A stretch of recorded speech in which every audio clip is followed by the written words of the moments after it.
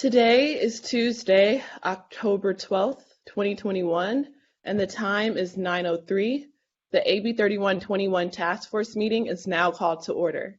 Good morning, my name is Camila Moore, and I am the chair of the task force. Before we begin, let us have the staff to do a roll call for attendance and establish whether we have a quorum. Ms. Johnson, please cue Ms. Belton, who will call the roll call vote. Yes. Deputy Attorney General Belton, please call the roll and advise the chairman whether a quorum is present. Thank you, Chair Moore and Parliamentarian Johnson. We will now go in order and ask that the members indicate they're present. Chair Moore? Present. Vice Chair Dr. Brown? Here. Senator Stephen Bradford? Here. Dr. Cheryl Grills? Present. Lisa Holder? Here. Assemblymember Reginald Jones-Sawyer? Dr. Javon Scott-Lewis? Present. Don Tamaki?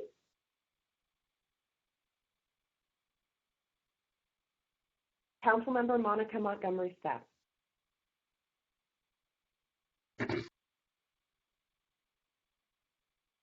There are 9 members of the task force, and the number needed for quorum is 5. Madam Chair, there are 7 members of the task force present. A quorum has been established. Thank you, Ms. Belton. Members of the task force and members of the public, welcome to the 4th meeting of the Historic California Reparations Task Force. As a reminder, the scope and powers of the task force are predicated on AB 3121, a legislative bill authored by California Secretary of State Shirley Weber and signed into passage by California Governor Gavin Newsom in September 2020. The law requires the 9-member task force to examine slavery that existed in the United States, discrimination in public and private sectors against those who were enslaved and their descendants, and the lingering negative effects of the institution of slavery. The law requires the task force recommend how California will issue a formal apology, how to eliminate discrimination in existing state laws, and how to establish new programs, policies, or projects to address the group's findings. The task force will also determine how any potential compensation should be calculated and who would be eligible, as well as additional forms of rehabilitation or restitution. In September, the task force held its first substantive hearing where we discussed the transatlantic slave trade, the institution of slavery, and the impetus and implications of the Great Migrations. And we had people testify like Isabel Wilkerson, John A. Powell, and Douglas Blackman. Today and tomorrow, the task force will begin to discuss contemporary harms against Black Americans in housing and education segregation, environmental racism, racism in banking, tax, and labor, and the racial wealth gap. From a review of the agenda, you can see that it is a full agenda. So to ensure that we complete it during the time allocated, we will need to make sure that we follow the timeline established. At this time, it is 9:06, and we will move to agenda item number 2, which is public comment, and we will end at 10:06. Now I would like to cue Ms. Walton. Thank you. Good morning, everyone. My name is Aisha Martin Walton, and I am with the Department of Justice Civil Rights Enforcement Section, and we are now moving to public comment. Public comment will be for 1 hour. Each individual is limited to 3 minutes for public comment. At the 3-minute mark, your microphone will be turned off and you will not be able to turn yourself back on. However, there is a public comment period again tomorrow at the same time, and there will be more public meetings in the future, and we welcome everyone to participate.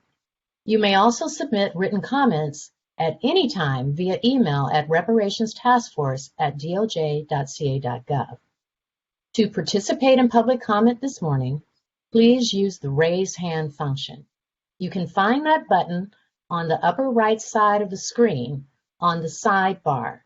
That is the shape of a hand. Once you click on that, it will prompt a raise hand feature. On our end, we will accept your raised hand. Then you will get a notification at the top center of your screen to continue. You will have to click the continue button. Once you are accepted and brought into the meeting as a presenter, you will be automatically muted. Once it is your turn to comment, you will be unmuted and you will begin your 3-minute presentation. At the end of your comment period or the 3-minute mark, you will be muted and dropped back down to attendee. We will accept the raise hand functions as they come in. Once a person is in front of you is done speaking, we will say your name to prompt you and you will begin speaking. That's the next person. Please note that there's a 20-second delay between the attendee and presenter mode. So please keep in mind as you are being prompted to presenter mode to provide public comment. So with that, Tunji, do we have a speaker in the queue? We'll hear from our first presentation. Yes, Aisha. Hello, Angela. You have been unmuted and now you may now speak. You have 3 minutes.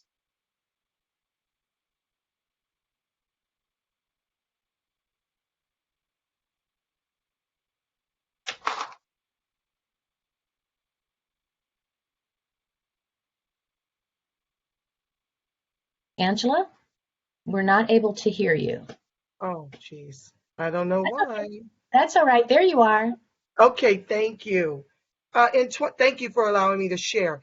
In 2018, the national median income for Nigerians was roughly $64,000. For the Caribbeans, it was $53,800. For Black American descendants of U.S. chattel slavery, it was $41,000. Of the $3 trillion household dollars shared by the entire Black population, $2.3 trillion is shared by 10%. Less than $700 billion since COVID is shared by 90%. Black immigrants make up roughly 10% of our Black population. 90% of us descend from U.S. chattel slavery. A 2014 Color of Wealth LA report showed American descendants of U.S. chattel slavery were $200 liquid as compared to Nigerians $60,000 liquid. And although we were 44% degreed as compared to Hispanics 17%, our median income was $53,500, Hispanics $50,000, Asian Americans $450,000. Today, ADOC's national median income is $30,000 with a median home price here in Southern California of $800,000. This is how our numbers in population have shrank to less than 5%. Now, given the data, who is more prone to live in a neighborhood with a preschool to prison pipeline, state-sanctioned and deputized executions, the highest rates of abortion, unemployment, underemployment, environmental racism, single-parent households, gentrification, government-sanctioned war on drugs and now poverty to fill the private prisons with more of us as slaves, immigrants or ADOCs? It is real evident as you learn the data that ADOCs who cannot benefit from CARICOM nor the repair of Africans by their colonizers are the only group that should receive cash repair in the trillions over multi-generations. It is because of our ancestors who were sold into chattel slavery that immigrants were able to flee their Holocaust to live the American dream. We are still living ours. For those of you on the call today who are ADOCs, this is not your fault. You've been legislated to the bottom of the Titanic as the anchor of this country's capitalism. I thank you for allowing me to share. Thank you. Thank you, Angela. Tunji, next speaker, please.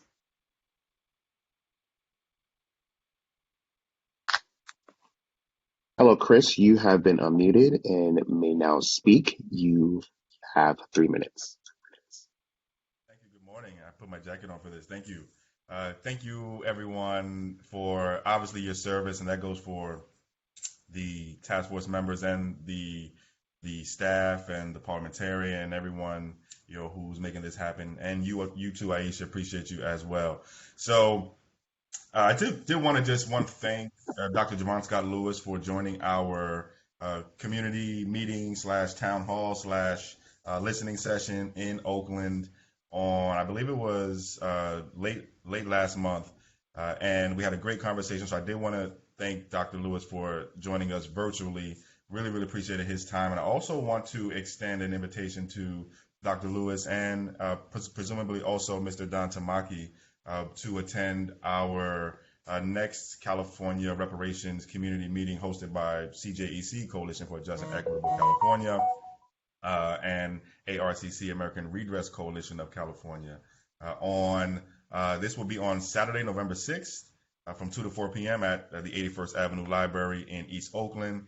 Same place we did it last time. So the invitation is there to you both. I know you can only do 2 at a time, I guess, together in one place on the planet. So please join us there. We'd be more than happy to have you. And then also I want to give a shout out to Kim and Umoya from our ETM Media Squad who are live streaming this right now on YouTube. Big shout out to the YouTube chat and the YouTube stream. I'm moderating. Thank you, and have a great meeting. Thank you, Chris. Tunji, next speaker, please. Hello, Ajiro. You have been unmuted and may now speak. You have 3 minutes.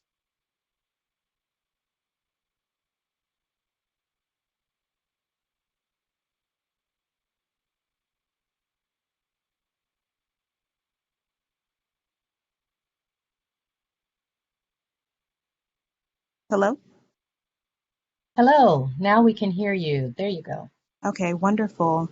My name is Adriel Okoro. I am the Policy Director for the Sacramento Housing Alliance, and we advocate for safe, affordable housing throughout the Sacramento region and throughout the state. Today, I would like to share the following recommendations. The following land access to safe and healthy communities and generational injustices require specific remedial measures. This task force is charged with analyzing the federal and state laws that discriminated against formerly enslaved Africans and their descendants, including redlining and predatory financial practices. There is a need to not only analyze and discuss specific strategies tied to the loss of individual and generational wealth in the form of land and housing, but a need to propose specific policy recommendations that will begin to provide a remedy to address systemic injustice evidence in the disparities we see in access to safe, affordable housing, home ownership, and generational wealth. Some of these specific injustices include segregation in housing due to exclusionary housing practice, including government-sanctioned prohibition in government programs to provide funds to acquire land and home ownership opportunities, redlining and restrictive covenants, conditions and restrictions preventing passing of land title to people of African descent, just compensation or return of land wrongfully taken by eminent domain without just compensation. The following are proposed measures to address access to home ownership, safe and healthy affordable housing in communities. First, with home ownership, there should be coordination with state programs such as CalHFA and CalHome to help provide first-time home buyer assistance to descendants of enslaved Africans. This will include 0% interest loans, down payment assistance, credit counseling and financial literacy, and home preservation resources and financial support. We in turn also need to expand resources to community-based organizations that support home ownership opportunities, including Habitat for Humanity and NeighborWorks. In addition, we need to make sure there is increased affordable housing opportunities, increased investment in local projects to improve and increase access to deed-restricted affordable housing in areas of opportunity, and transforming areas of high segregation and poverty into areas of opportunity in alignment with state and federal law to affirmatively further fair housing. There also needs to be increased investment in pipeline programs to provide residents in public housing or Section 8 with affordable housing and home ownership opportunities, including pipeline programs. We also need to have housing and justice reconciliation, research and compiling names and descendants of Black families whose land were taken by eminent domain for less than fair market value, and returning the land for fair market value plus costs, including the cost of inflation and relocation. In addition, there needs to be evaluation metrics and advertising to make sure that we reach all those. Ms. Okoro, Ms. Okoro, I am so sorry to have to cut you off in the middle of your sentence, but your 3 minutes have expired. And again, we invite you to provide comments to the email address at reparationstaskforce@doj.ca.gov or come back tomorrow. Thank you. All right, Tunji, our next speaker, please.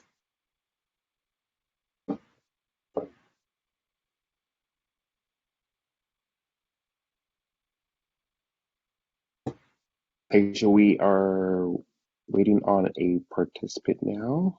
Okay. So hello, Danielle. You have been unmuted and may now speak. You have 3 minutes. Good morning. My name is Danielle E. Churcher. I am the descendant of Hubert Eves, a original Compton resident back in the early 30s and 40s, who relocated to Minnesota after various tyrannies that happened in California. I am only petitioning for one specific thing, that any redress injustices go specifically and solely to the American descendants of slavery. After 200 years, a civil war, and multiple bloodshed on this land, I believe that even if and with all melanated people, whether from Africa, Europe, Caribbean, South America, or even right here in the Americas, 250 years, slavery and a civil war would make us American. And the only tie that we have to any redress or justice would be the slavery that built America, as well as the broken promises of Special Field Order 15 that were solely and specifically to those Americans who were enslaved, solely and specifically for the redress of redlining, Jim Crow, and all the things that happened specifically to enslaved American descendants. Africans were all over the world, and African Americans exist even now today because they can come from Africa and be an African American today. But what no one can be is an American descendant of chattel slavery, ADOS, unless you've had ties directly to slavery. Thank you. Thank you, Danielle. Tanji, next speaker. We currently have no speakers in the queue.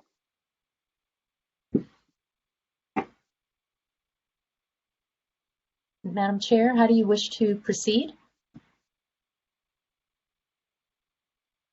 We can continue with the agenda, which is the approval of the minutes, and return to public comment in the event that there is additional public comment. And we'll recognize public comment until the noted time of 10:06. Sounds good. Very good. Thank you. Okay, so now the next item on the agenda is the approval of the minutes. The minutes from the September 23 and 24 task force meeting were sent to you with the materials, and you have had a chance to review them. Are there any questions, comments, or corrections regarding the minutes?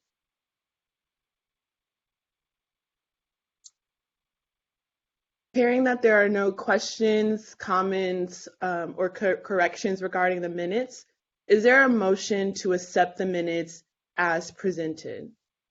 Madam Chair, Vice Chair Brown, you're recognized. I move that we accept the minutes as presented. Thank you, Vice Chair Brown. Is there a second to the motion? Second. It has been properly moved and seconded to adopt the minutes as presented. Is there any discussion? Hearing no discussion, we will vote. The vote will be by roll call, and when Ms. Belton calls the roll, task force members will answer stating either yay or yes if you are in favor of the motion, nay or no if you are opposed to the motion or against the motion, or I abstain if you do not wish to vote on the motion. Ms. Johnson, will you please cue Ms. Belton so that a roll call vote may be established? Thank you. Yes. Ms. Belton, would you please call the roll and ask for the vote? Thank you, Chair Moore and Parliamentarian Johnson. We will now go in order. Chair Moore, your vote, please. Yay. Chair Moore votes yay. Vice Chair Dr. Brown? Aye. Vice Chair Dr. Brown votes aye. Senator Stephen Bradford? I'm abstaining because I have yet to see minutes. Senator Stephen Bradford abstains. Dr. Cheryl Grills? Aye. Dr. Cheryl Grills votes aye. Lisa Holder. Aye. Lisa Holder votes aye. Assemblymember Reginald Jones Sawyer. Dr. Devon Scott Lewis. Aye. Dr. Devon Scott Lewis votes aye. Don Tamaki. I'm sorry, I didn't hear you. Needs to unmute. Aye. Don Tamaki votes aye. Thank you. Councilmember Monica Montgomery Speck.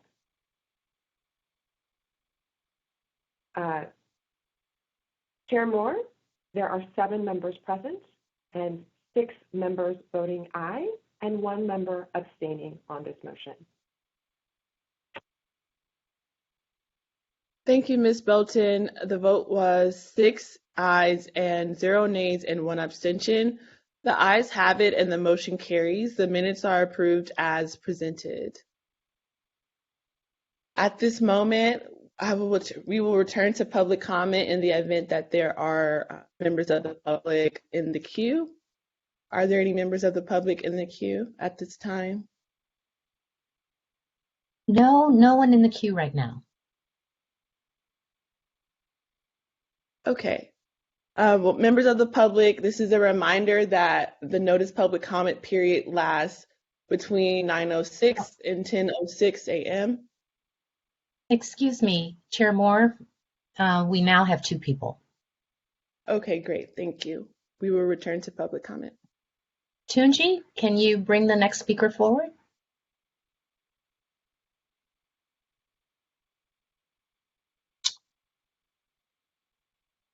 Hello, Kevin. You have been unmuted and may now speak. You have 3 minutes. Hi. First of all, I wanted to thank this commission with all my heart. I believe that what you're doing is historic in the arc of human history. I have spoken with William Sandy Darity and with Kirsten Mullen. I believe they presented to this commission in some capacity in the past. I just wanted to amplify and weigh in that certainly when William and Kirsten when they've done 10 years of research about systemic racism and with their conclusions on the focus on reparations, I just want to provide my support for the idea of reparations, and I've certainly been pleased to see individual cities already taking some actions. And of course, I would have liked to have seen something done at the federal level, but I'm really just saying that if the panel hasn't read From Here to Equality, Reparations for Black Americans in the 21st Century, I'm simply recommending that some or all consider. I'm sure you have too many things to do already, but I wanted to say that that seemed like 10 years of research seems like something that could be a good resource for you. So, and then lastly, if there's something that I could do at my company or I work at Salesforce and Tableau, we have a racial equity hub where we share data to try to solve for systemic racism. If there's something that I could do to share some of the data that you have available, would be excited to do that. Tableau has a very large platform, and we would love to amplify any excellent data that you have, any references and resources that Salesforce, Tableau, MuleSoft could bring to bear. We would love to help this cause. So thank you very much. Thank you. Thank you so much, Kevin. All right, Tunji, I believe we have one more speaker. Yes. Hello, Frank. You have been unmuted and may now speak. You have 3 minutes.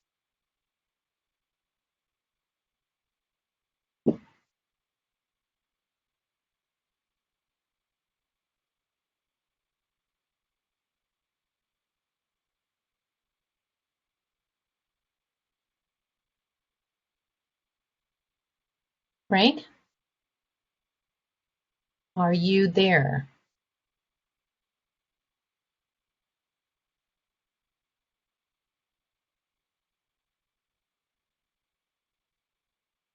Tunji, Frank is not visible, nor can we hear him. Okay, we can come back to Frank. Okay. Is there anyone else in the queue at this time? Yes. Hello, Fernando. You have been unmuted and may now speak. You have 3 minutes. Good morning. Am I being heard? Yes. Good morning, and thank you so much for this opportunity. It is such an honor to address this panel and the important work that you're doing. We had submitted comments at the last meeting, and I just wanted to reiterate Earthjustice's support of the work that you're doing here. My name is Fernando Gaitan. I'm a senior attorney with Earthjustice, an environmental law firm located here in California and throughout the country. This task force has already begun the important undertaking of gathering evidentiary documentation of the institution of slavery and that exists in the U.S. and its colonies. As Earthjustice attorneys, every day we have the privilege of representing and working in partnership with leaders fighting for racial and environmental justice in our communities.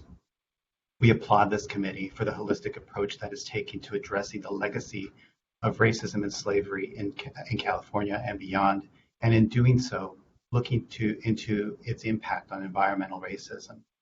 Environmental racism is one feature of the systemic racism that drives shockingly disparate rates of death and disease for Black people, and relegates communities to highly polluted, environmentally degraded areas of our state. And it is not by accident that these same areas are now at the crosshairs of environmental degradation caused by rampant pollution, caused by extractive and exploitative economy that puts profit over people. Today, we are learning about the terrible and horrific oil spills spoiling our beaches and along our coast. But this is just one symptom of a long legacy of pollution. With the growing number of ships waiting in the ports, for example, to deliver goods, powered by that same crude that is now washing up on our beaches, they continue to pollute the air of port-adjacent communities in Long Beach and elsewhere, often clouding the air in Black neighborhoods. We know that in addition to that fight, Black communities are also resisting other compounding injustices that stem from chattel slavery and its legacy, racist policy, racist policing, and courts. Fernando, I'm so sorry to have to cut you off in the middle of your statement, but your 3 minutes have expired. Thank you so much.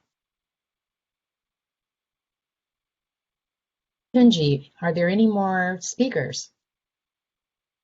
Yes, Aisha. Hello, Frank. We'll try again. You have been unmuted and may now speak. You have 3 minutes.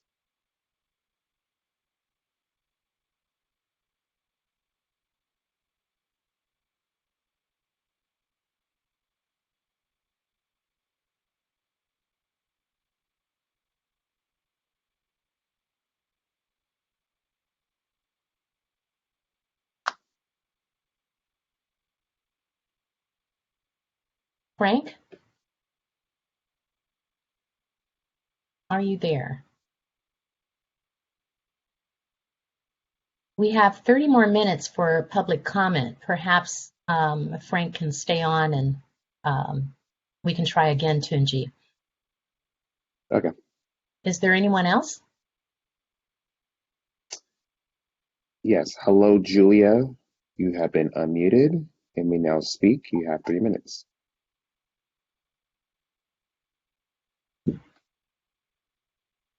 Job that you are doing on the task force, and we will continue to report on just that. And that was one of the things I did want to bring to your attention is oftentimes Black media is left out of this discussion when it's the most important aspect when we're talking about communicating to the masses. And the reason we dwindle down is just because of the acts of racism, discrimination that we deal with day in and day out.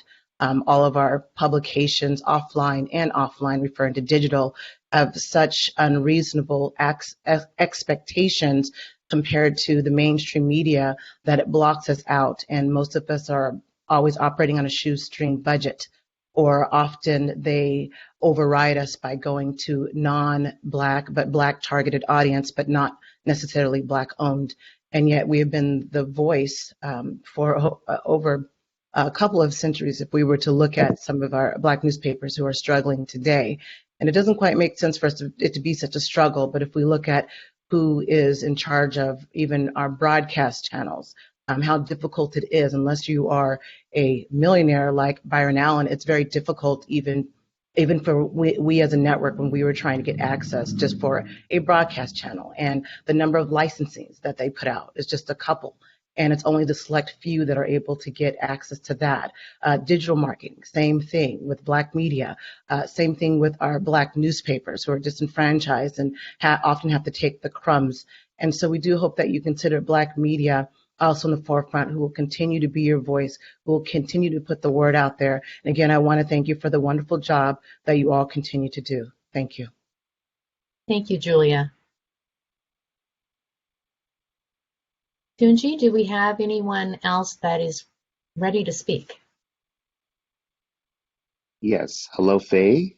You have been unmuted and may now speak. You have 3 minutes.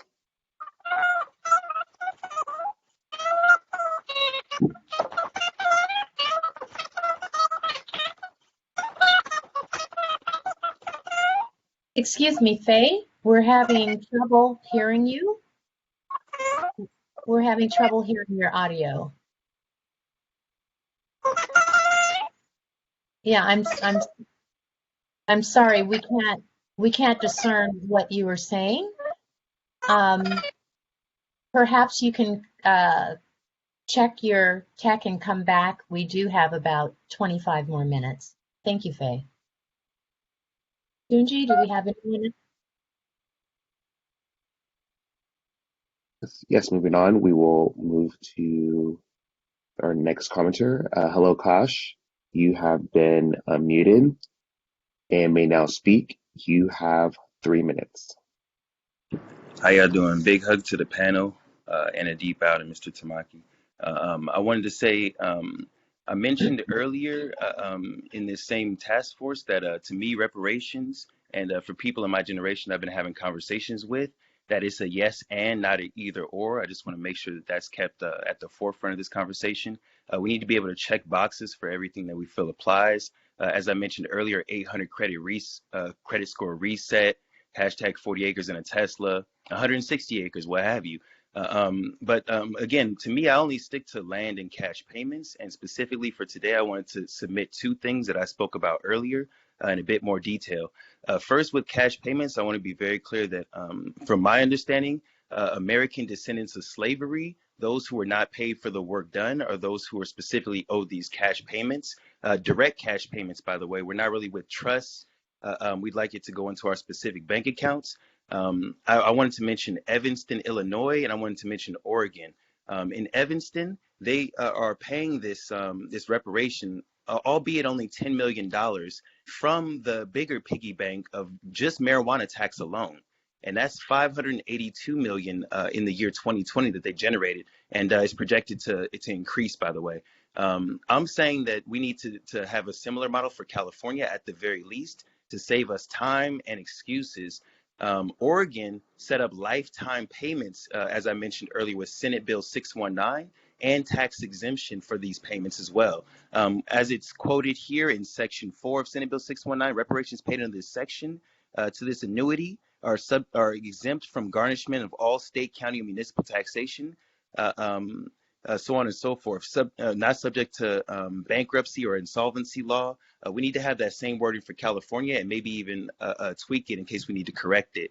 I want to mention that if Oregon is able to generate $133 million in marijuana sales, and they're able to offer $123,000 a year for life, quick math for me in California with the $817 million that they generated in 2020 would say that they need to at least offer lifetime payments to every Californian of at least $100,000 a year for life. Let's make that a cool million, seeing as how pain and suffering. And again, I've heard from Dr. William Darity himself, Jr. himself, that states can afford to close the racial wealth gap in some of their respective cities, but it's not truly reparations or reparative justice for us until we're all free. So still support federal reparations. Thank you guys for the space and time. Thank you, Kash. Tunji, do we have anyone else? Yes. Hello, Jonathan. You have been unmuted and may now speak. You have 3 minutes. Want to hear me? Yes, yes, we can hear you. I was trying to take my camera off, but I guess it's not connected. But yeah, I can't get my camera unconnected because I like to get eye contact, but that's okay. Oh.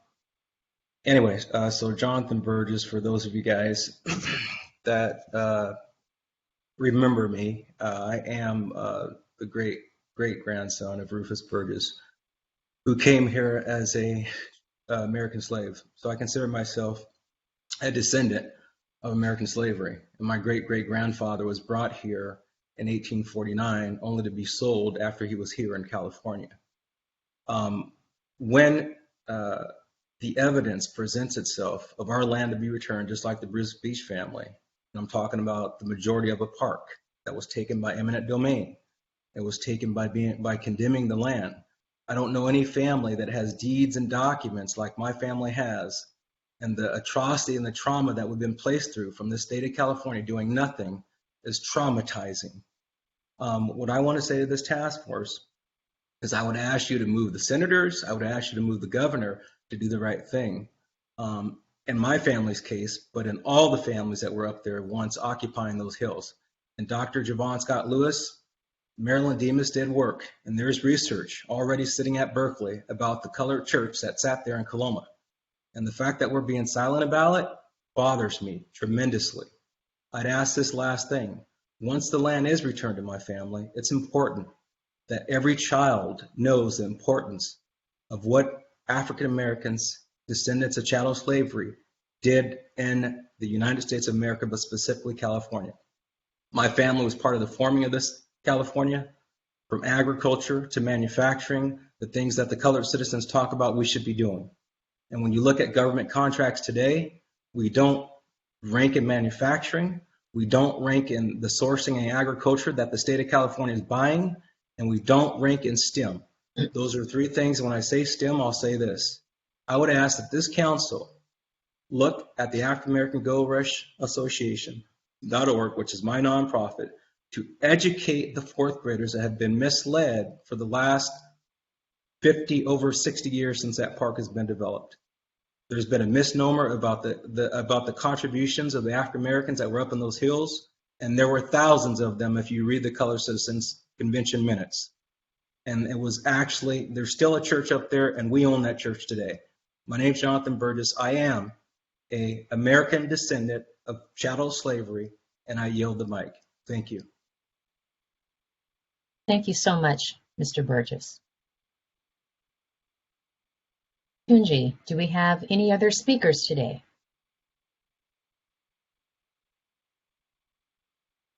Hello, Robert. You have been unmuted and may now speak. You have 3 minutes.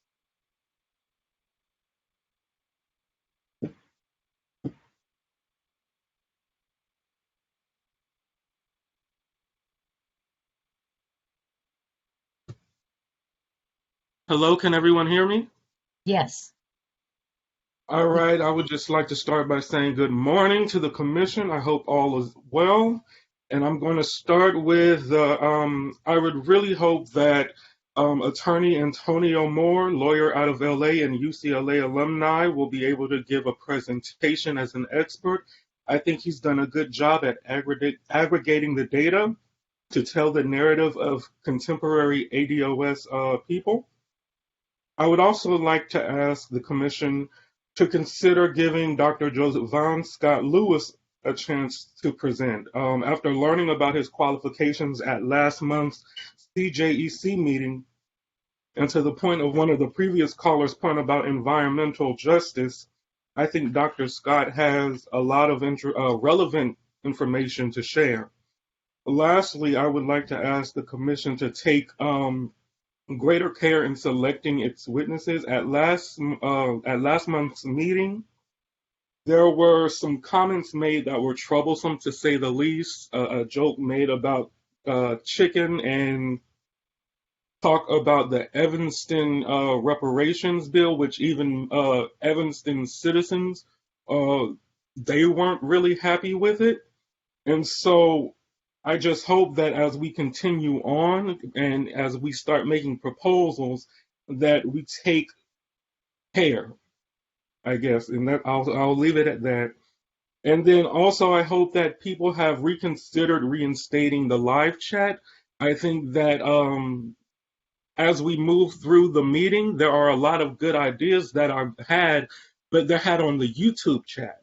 And so if the members of the commission can see what people are saying, maybe they could jot down a few notes or take into consideration some of the statements, and that could be some ideas used either as we go forward with the commission, or maybe at a future meeting. Just if you see a statement in the chat that's very interesting and touches up on a point that you maybe have already considered or you weren't considering. And that's where I'll end my my discussion. Thank you. Thank you, Robert. Tunji, do we have anyone else? Hello, Michelle. You have been unmuted and may now speak. You have 3 minutes.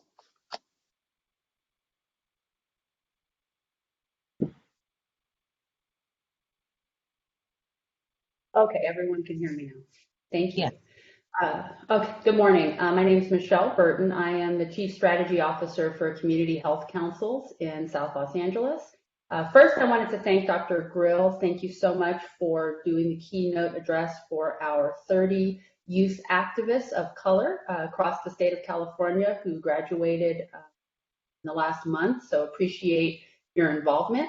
I'd like to provide a few comments this morning on gentrification and its relationship to ongoing systemic racism and the harmful impacts of neoliberal capitalism, because there continues to be an ongoing lack of empirical research in some of these on some of these topics.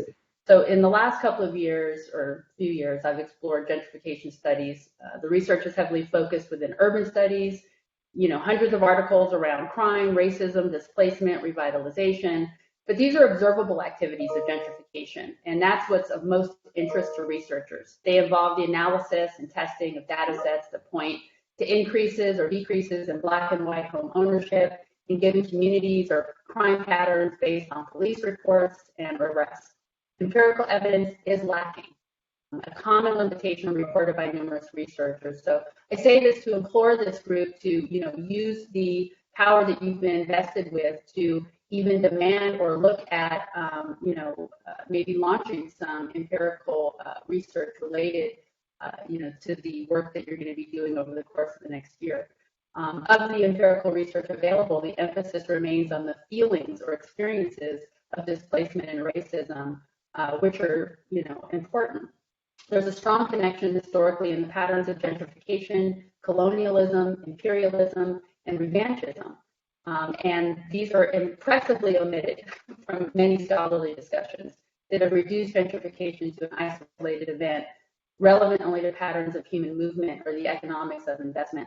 There is an element of anthropology involved, and anthropologists have provided support and research and should be included in this conversation around the relevance of gentrification, social justice, and the production of space as it relates to the topics that you'll be discussing in the next couple of days. So again, I just want to, thank you all and hope you get used to hearing my voice because I'm a big fan and I follow the task force. I get super excited when I see the next meeting is coming, and just want to underscore some of the colleagues who spoke earlier about leveraging the opportunity to get the word out.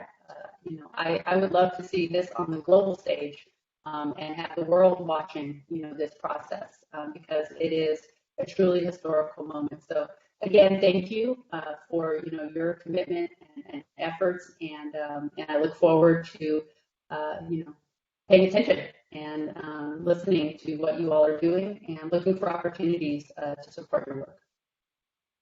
Thank you. Thank you so much, Michelle.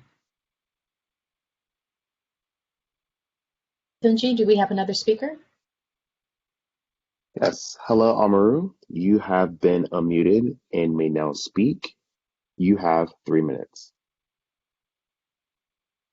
Hello, yes, this is Amaru. Thank you for allowing me to speak. I want to say thank you to the great task force of California is getting this job done. I hope you guys can hear me well. I'm on the road. Yes, we can hear you. Great. My GPS is going off, but real quick, I just want to make a short and sweet point. I'm a board member of the NCEEJ.org. It's based in California, but I'm also a Southern guy. I want to plead with the board because they're about to make a very, very important decision, and that's identifying who the group that is owed the debt to. And I want to say to the board that it's very important for you to do so. As we look in these modern day times of political correctness, we as American descendants of slavery are being shut out. We're being blocked and things like that. That's why your decision will be so important. And as a Southern boy, it'll be so important because we have to understand that the harm and the damage that was done simply to the American descendant of slavery. I know people like to use enslaved people of African descent, but please understand that my grandfathers fought in every war that this country has ever had. We are Americans, and we wear our Americans with pride, not with shame, because we have made this country what it is, and that's almost a true democracy. Once the debt is paid, then it can't be the democracy that it strives to be. So I plead with the board upon deciding what the identifier or what you guys are going to call the identifying group that the harm was done to, please use the American descendant of slavery or slaves, because that is truly who it happens to. It didn't happen to people of color. It wasn't a black and brown issue, and it wasn't a BIPOC issue. So again, like I said, I was going to keep it short and sweet. Understand this: when you're speaking about us, we are the true Americans. Thank you. Thank you, Amaru. Tunji, do we have any other speakers? Yes. Hello, Davenport Lobby.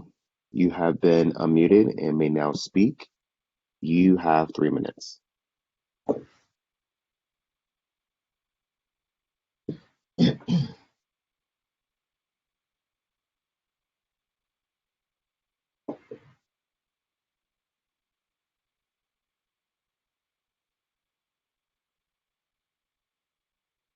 Davenport, are you there?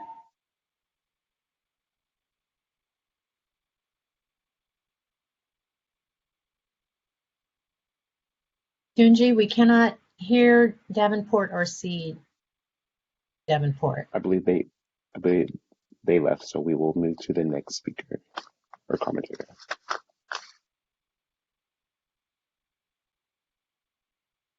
Hello, Russia. You have been unmuted and may now speak. You have 3 minutes. Hello, I'm Russia Chavez, the Vice President of Policy and Government Affairs with Community Health Councils. I work along with Dr. Burton, who just spoke a couple of testimonies ago. Community Health Councils is a nonprofit community-based research, policy, and capacity building organization located in South Los Angeles. As an organization that focuses on developing people power, we would like to thank you all for all of your work and offer our support to help implement the community engagement strategy that you've been discussing, which is proposed to be led by the UCLA Ralph Bunche Center. As you continue to flesh out that specific strategy, we request your continued transparency so that the community organizations like Community Health Councils can activate our resources to ensure that the hard-to-reach Black communities can weigh in on this statewide discussion. Thank you and have a good day. Thank you so much, Russia, for your comments. Tunji, do we have any other speakers waiting in the queue? Yes. Next, hello, Ernest. You have been unmuted and may now speak. You have 3 minutes. Can you guys hear? Ernest, I think we just lost you. Can you hear me? Yes, there you are. All right. Okay, great. Good morning to the task force members of California. My name is Ernest Russell, and I am a treasurer of the Freedmen Agenda League of Michigan, which is a reparationist organization located in Michigan. I do want to commend the task force for the efforts that you guys are taking as it relates to reparations. And I also want to state that, I would like to encourage you guys to remain bold in the face of change. And I would say that as you guys have further discussions, relating to the topic of reparations, I would like to ask or request that you guys further discuss the conversation of delineation. I believe that from the standpoint of disaggregation and delineation, it's important that when we assess the disparities that impact Black Americans who descend from slavery, that we look at it through a specific lens, because there is a specific timeline that occurred in America that a specific group of people had to suffer, and that includes the horrors of slavery and Jim Crow and what followed that. And so as reparations is being discussed and formulated, it must be stated that delineation is key, and that suggesting specific solutions to specific problems is almost what's most important when it comes to any type of reparations program. It has to be specific to the harms, and it has to satisfy the needs of the people who were harmed. And so with that being said, I just would like to also state that in California right now, Black Americans have a population of about 7%. Despite this 7%, this Black population makes up 27% of the Black prisoner population, according to 2010 data from prisonpolicy.org. Not only that, that 7% also makes up 31% of California's Black homeless population, according to recent articles that were published by, actually not even an article. One article was published by the LA Times, and then the other one was published by, I'm sorry, I have my sources mixed up, Los Angeles Almanac, and then the other was HUD Exchange data. And then outside of that, it also stated that Black Americans had a poverty rate of about 19% in your state, while white Americans had a poverty rate of about 8.3%. I believe there's a direct correlation to slavery. I believe that all of the things you guys have been discussing has been pertinent to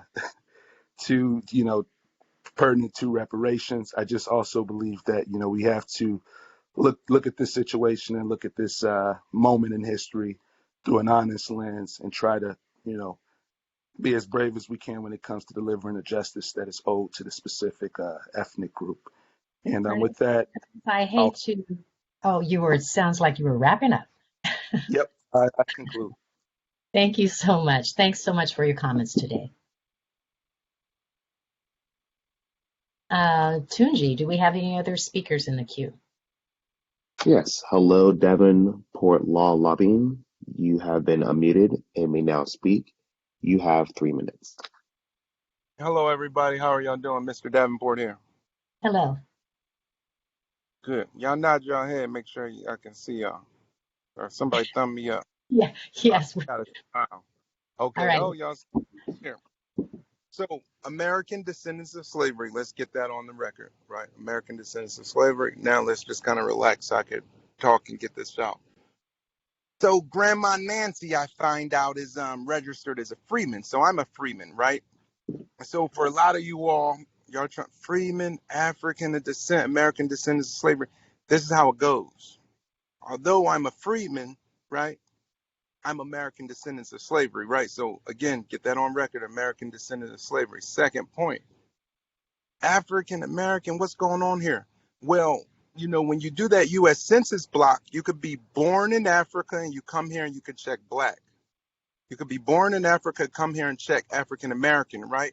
So there's a real social concern about people who are born in Africa. They come here, and then when these sort of restitutions, victims compensation / reparations programs come into be, they benefit because that wealth gap, right? We love Dr. Sandy Derry's numbers. We love the numbers with stratification economics, but I'm working with these. I made requests for them to get them narrow. We need separate numbers for ADOS. Don't let me lose you because I'm going fast. Long story short, you'll pull up a 2015 Nielsen survey, 2015, and you're going to figure out people like me, ADOS, our medium household wealth is on average 30% less than first year African-born people who come over. You get what I'm saying? So all we're doing now is we got the best minds that's going to make the categories right, because we're not with the human trafficking and discrimination. We got some honest people. Think fair. Let's get this done. And closing, ADOS. Y'all already know ADOS leads the way. I love y'all. Hope y'all have fun. Thank you, Davenport. because I did. Peace. Peace is profitable. Thank you. Chair Moore, just to check in, it's 9:57 and we have about, 6, 7 more minutes. So let's see who else is in the queue for you. Tunji, how many people do we have? Aisha, we currently have 2 in the queue. Okay, we have time. Next speaker, please.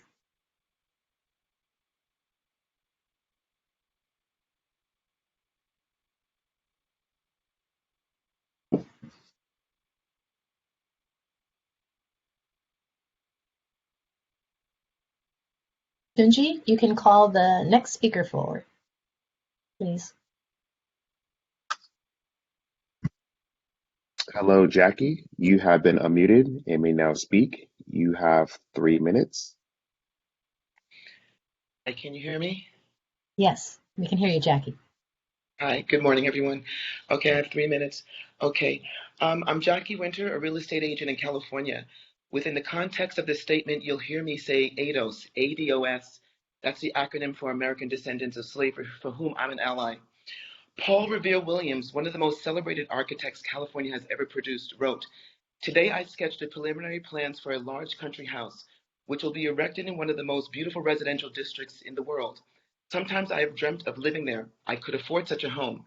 But this evening I returned to my own small, inexpensive home in a comparatively undesirable section of Los Angeles. Dreams cannot alter facts. I know. I must always live in that locality or in another one like it because I'm a Negro. This is an essay, I Am a Negro, published in American Magazine in July of 1937. The National Housing Act of 1934, in which the FHA commissioned the Homeowners Loan Corporation to survey neighborhoods, ranked them from A to D, and colored code each of them. The A-rated neighborhood was coded green, a D was coded red, which meant least desirable. This is redlining, a practice that paralleled the act of restrictive land covenants and used as a legal weapon, blocked ADOs from living in green-coded area or an FHA-backed loan in a red area. In 1902, a California federal court hearing allowed individuals to discriminate contractually, therefore laying the groundwork for racially restrictive land covenants. Their first racially restrictive land covenants, which blocked ADOs and other non-white people from developments or specific property. Clauses were added to deeds, which specified who could and could not live in certain white neighborhoods. Heavily solicited by realty boards, California cities such as LA and San Francisco denied insuring home loans for ADOs, therefore robbing them of generational wealth.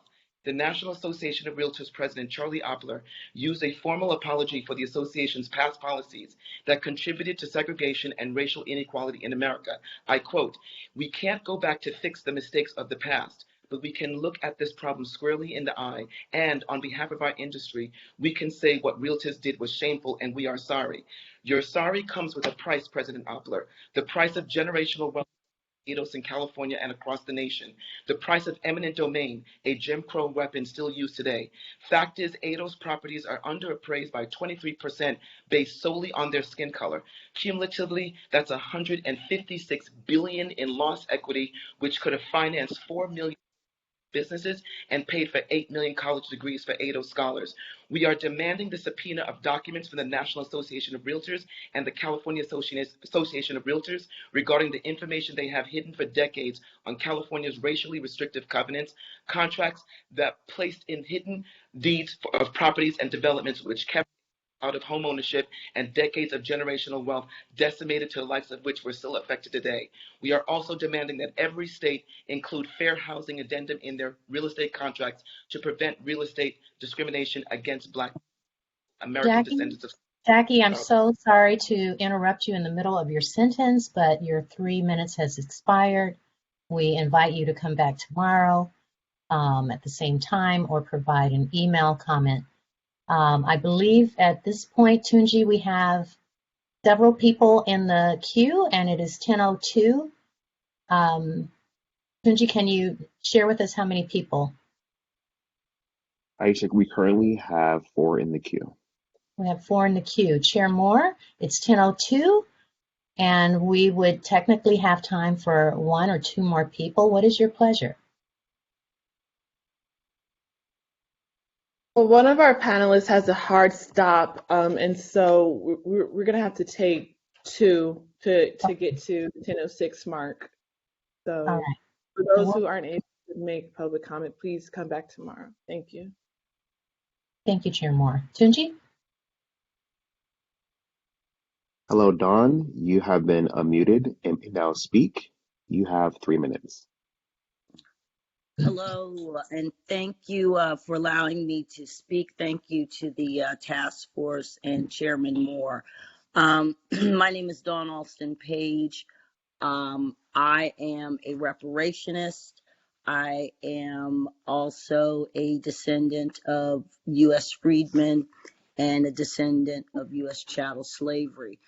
My call today is to just point to the history of America in its ability to adeptly enumerate the tragedies of Black Americans, yet continuously falling short of actually addressing those. Time and time again, we have seen Black pain parlayed into policies for other groups. So our call today is to ask the task force to please be specific. Delineation is a critical element of establishing our claim. We are a unique group that has suffered a specific harm, and we want to ensure that those descendants are compensated and restored. I want to also come out as a strong advocate and supporter of CJEC as an anchor to work along with the Bunch Foundation to ensure that this information is received in our communities. I would also like to pre-introduce a witness tomorrow, Mrs. Okella Trice, who is 77 years old and has lived in South Central LA since 1968. She will be calling in tomorrow, but I would also ask that the task force call her as a witness, as she has a wealth of knowledge. I want to reiterate what a caller the other day said, Mr. Cash Gaines, regarding 40 acres and a Tesla. That has a lot of connotations. It brings together the past and the future. We know that 160 acres is what we deserve. But I think that particular call gets the message across. Let's remember that 47% of California is uninhabited, and we can easily fill that requirement, that debt that's owed. And there is no need to get land without cash, so let's not forget cash payments and land must go hand in hand. And I want to just say that in closing, that strengthening Black American descendants of chattel slavery is strengthening America and strengthens California. That money will go into a boom in construction, job creation in ancillary industries, and definitely contribute directly to the economy. So Dawn, an investment in Dawn, us is an investment in Dawn, your America. time Thank is you. up. I'm so sorry that your time has expired, but thank you for your comments today. The next speaker will be our very last speaker for the day. Or Chair Moore, you were about to say something? Oh, we can't hear you. You're on mute. One of our panelists for our first hearing won't be able to make it today, and I'll make a fuller announcement once we get to that portion. But that panelist would have had 20 minutes to speak. And so if there, if we can take the last 3-4 people and that'll be it, and then we'll go straight to the panel. Oh, okay. So instead of taking one more person, you would like to take 3 or 4. Yeah, no more than 5, right? The last 2-3 people. Okay. Tunji, the next speaker, please. Hello, Elizabeth. You have been unmuted and may now speak. You have 3 minutes. Okay, I'm actually driving right now, so please forgive my inability to be seen at the moment. Can everyone hear me? Yes, we can hear you. Perfect. My name's Elizabeth Henry. Here, of course, ADOS, of course, we know American Descendants of Slavery, the group, and I just wanted to speak very briefly concerning the importance of this disaggregation and making sure that any legislation that's written for us concerning reparations is specifically for ADOS. I was privy to seeing a wealth simulation just the other day, and it showed the horrible, not only the horrible disparity between white wealth and ADOS wealth, but also how many pieces of legislation have been written that specifically kept ADOS bottom caste, that specifically came against ADOS and ADOS wealth, our ability to build wealth over the years. And that was only 13 of dozens of different pieces of legislation. So it's very important that as we go forward, we disaggregate and write ADOS specifically, American Descendants of Slavery, on any legislation that comes forth concerning reparations. Of course, there's a need for cash payments, but there's also a need for land grants, also a need for business grants, also a need for more funding for HBCUs so that we can begin to support all of the things that belong to us and the things that we've built historically, that we can begin to get those things back. So that is super important. I just wanted to press that disaggregation piece and just point out that even when it comes to the poorest white families in our country, they still have at least 20 times more wealth than ADOS families have. Our wealth, even in our poorest, sits at 0, and really the number is negative. I spoke to the presenters after the fact. The number was negative when it came to our wealth. So that's something that needs to be fixed as quickly as possible. Any emergency funding we could get, even as we start to write that legislation, would be great to save lives, because at the end of the day, that's what this wealth gap is costing us. It's costing us our lives. So I thank each and every one of you. I thank each and every one of you for listening and for allowing me to speak on this very important issue. Thank you, Elizabeth. Tunji will take the next 3 speakers. Hello, Marcus. You have been unmuted and may now speak. You have 3 minutes. Good morning, Reparations Task Force. Thank you for giving me the time to speak. My name is Marcus Champion. I'm a board member for the National Assembly of American Slavery Descendants Los Angeles, as well as a board member for the Coalition for a Just and Equitable California, also known as CJEC. And my comments will be short. I just wanted to make a request of the task force that with the conversation of eligibility coming up in soon coming task force meetings, that one of the expert witnesses that you guys bring on to talk about the clause of eligibility would be Dr. Shirley Weber, who is the author of the bill. I think that there will be lots of discussion and debate on what the clause of African Americans with the special consideration of African Americans who were descendants of persons enslaved in the United States, what that actually means. But the author of the bill, Secretary of State, Dr. Shirley Weber, could give the proper insight as to what that clause actually means. So again, thank you, task force members, for all the work you do. Appreciate you guys making sure this is done right. Everyone have a good day. Have a good day. Thank you so much, Marcus. Next speaker, please, Tunji. Hello, Central Valley Urban Institution. You have been unmuted and may now speak. You have 3 minutes. Good evening, task force members. My name is Eric Payne. I'm the executive director of the Central Valley Urban Institute based in Fresno, California. We serve several counties across the Central Valley, spanning from Kern County all the way to San Joaquin County. We represent the voices of hundreds of thousands of families here in the Central Valley, and specifically Black families. And so we look forward to further engaging with your task force on this conversation to present a case for reparations.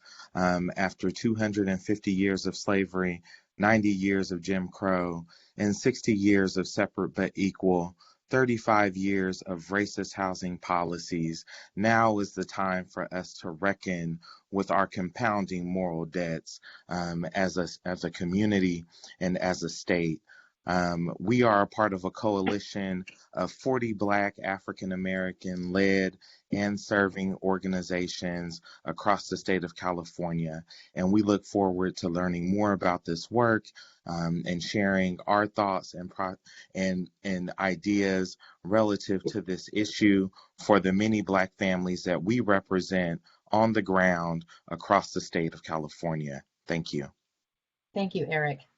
Thanks for your comments today. Tunji, the next speaker, please. Hello, Kim. You have been unmuted and may now speak. You have 3 minutes. Hi, can you hear me, everyone? Yes, we can hear you, Kim. Great. I want to thank the task force for this important work that you're doing. My name is Kim Mims. I'm also with Coalition for a Just and Equitable California, as well as Amend the Mass Media, ETM Media, and we are streaming these task force meetings as a public service, just so we can get this information out to as many people as possible. I'll make this brief. Like my partner, teammate Chris Lodgton likes to say, we are just regular people. And my grievance is with the housing crisis of 2008. I haven't heard one person talk about the federally funded modification program and how many Black homeowners were locked out of that program. I've actually been in communications with Chase Bank to this very day about their breach of contract on my 2011 trial modification that has, left me in hardship for the last 11 years. I know that the task force has subpoena power, and I would like to implore the task force to, subpoena these big banking systems that were involved in the 2008 housing crisis, bank bailout. They were giving billions of dollars to help homeowners, and, I think a lot of Black homeowners were shut out of that. Of course, when I called for the data to see what those numbers look like, Chase will not provide that information to me. So again, I implore the task force to subpoena these executive banking institutions so we can see what those numbers look like. I believe that those numbers will look similar to, the Homestead Act, the GI Bill, and all of those other federally funded housing programs that Black people were largely left out of. So again, I just implore you to heavily investigate the banking system and the 2008 housing crisis. Thank you. Thank you, Kim. Kim, with task force members, Kim was our last speaker today. For anyone else who would like to make public comments, we've reached the end of our allotted public comment time today. However, if you are not able to provide public comment, we will be taking public comments again tomorrow at the same time. And also, you are always invited to submit comments and testimony via email at reparationstaskforce@doj.ca.gov. Thank you so much, and I will now turn it back over to Chair Moore. Thank you, Ms. Martin Walton, for your assistance with the public comment period. Thank you, members of the public, for providing public comment. Now we will move to agenda item number 4, which is our first panel of the day on housing and education segregation, which will run until noon. As an announcement, I know it's highly anticipated, but Bobby Seale, who was the founding chairman of the Black Panther Party for Self-Defense, he is unable to make it with us today.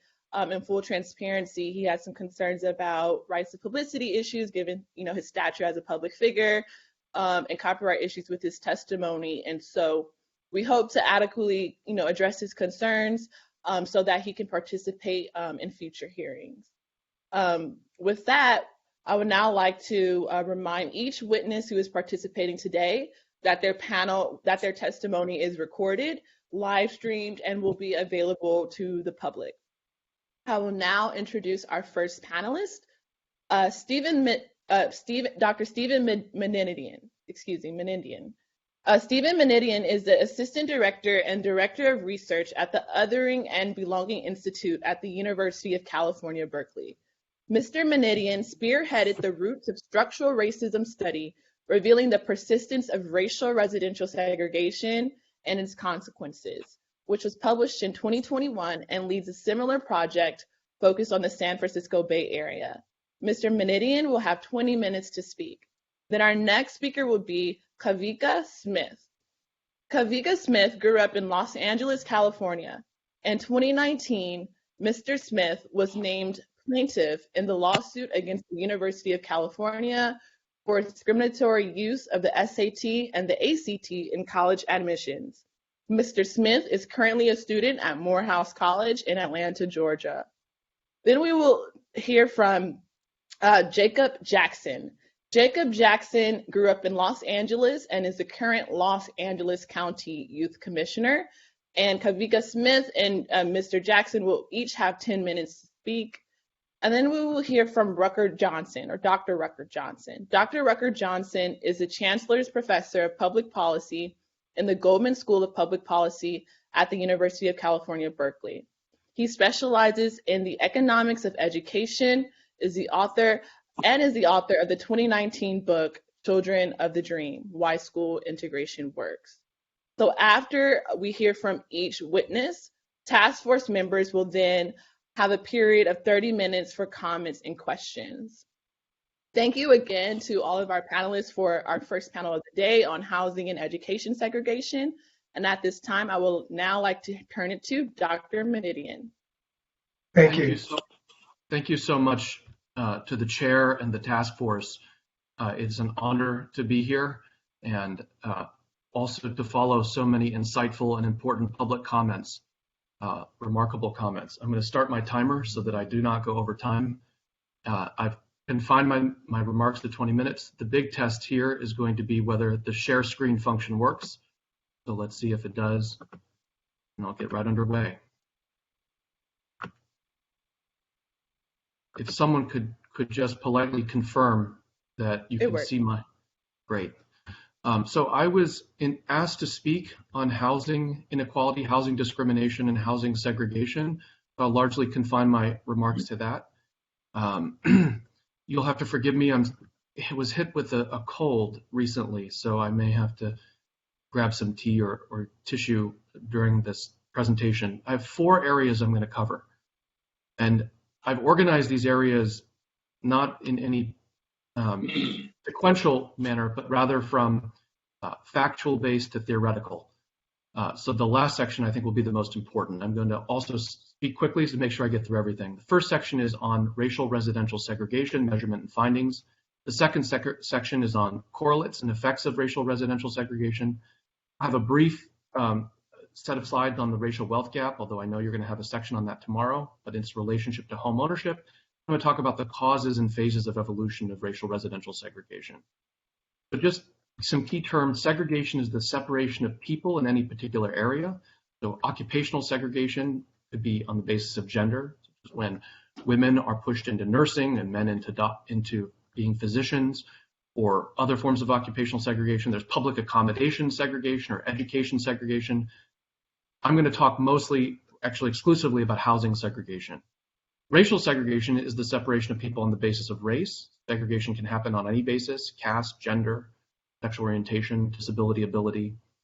Racial residential segregation is the spatial separation of people in terms of residence on the basis of race. There have been, for decades, ongoing and unresolved debates about precisely how to measure these phenomena.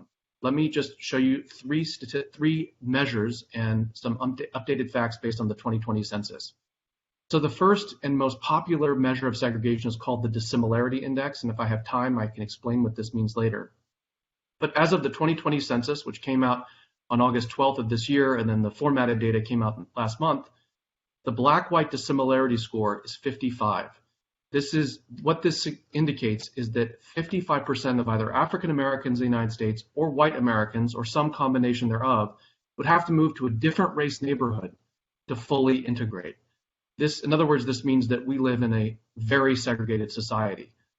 This chart shows the evolution of the dissimilarity index from 1910 to 2020. We just had this created this weekend and has never been published before.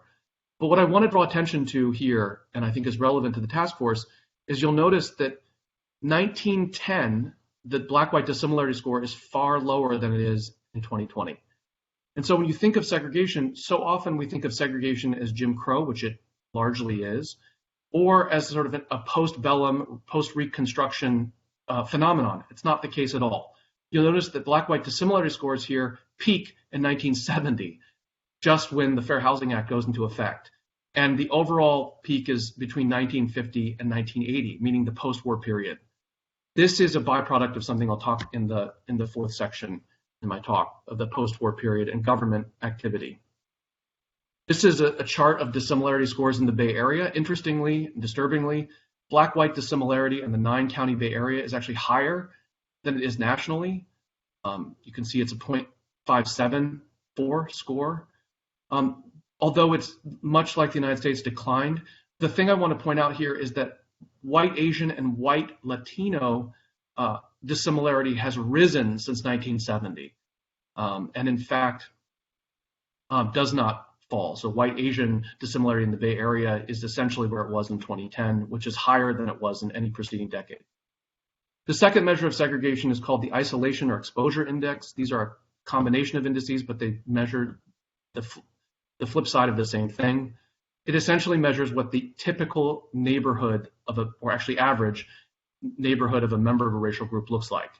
So what does this tell us based on the 2020 census data? Nationally, the average white resident of a metropolitan area lives in a neighborhood that's 69% white, 9% black, 12% Hispanic, and 6% Asian.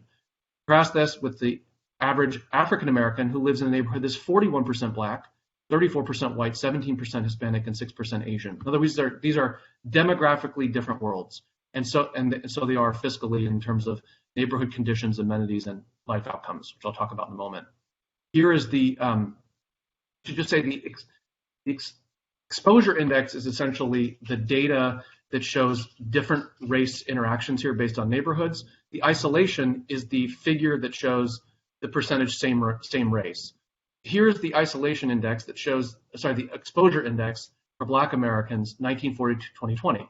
This is essentially showing you the percentage of white people in the average Black person's neighborhood. Notice that the average number of white people is 34% in 2020, which is lower than it was in 1950 and significantly lower than it was in 1940. Meaning again that the average typical Black person's neighborhood is much less white in the post-war period than it was beforehand. I also have this data for the Bay Area, but I don't have time to get into it. I'm running really low on time. There's a relatively new measure called the divergence index. The divergence index measures a larger geography to a smaller geography and can measure multiple races at once. Using this measure, we found that 54% of metropolitan regions in the country that have more than 200,000 residents were more segregated as of 2020 than they were in 1990. And almost a quarter were more segregated in 2020 than 2010. In the Bay Area, I'm going to show you a chart in a moment, we found that the Bay Area was significantly more segregated in 2020 than it was in 1970. 7 of the 9 counties in the Bay Area have higher divergence scores in 2020 than in either 1980 or 1990. Only 2 counties have lower scores, Alameda and San Francisco.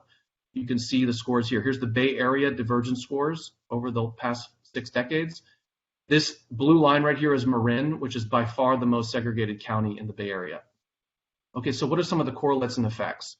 There's just a mountain of research studying either the direct effects of racial residential segregation or the correlates, primarily in the arenas of health, public health, economics, and education and environment. Rutger's going to talk about education, so I'm going to leave that to him. There is just an enormous body of literature on the specific effects of racial residential segregation relating to infant and maternal mortality, asthma, cardiovascular disease, diabetes, hypertension, obesity, lead exposure, and many other health conditions, including COVID-19 infections.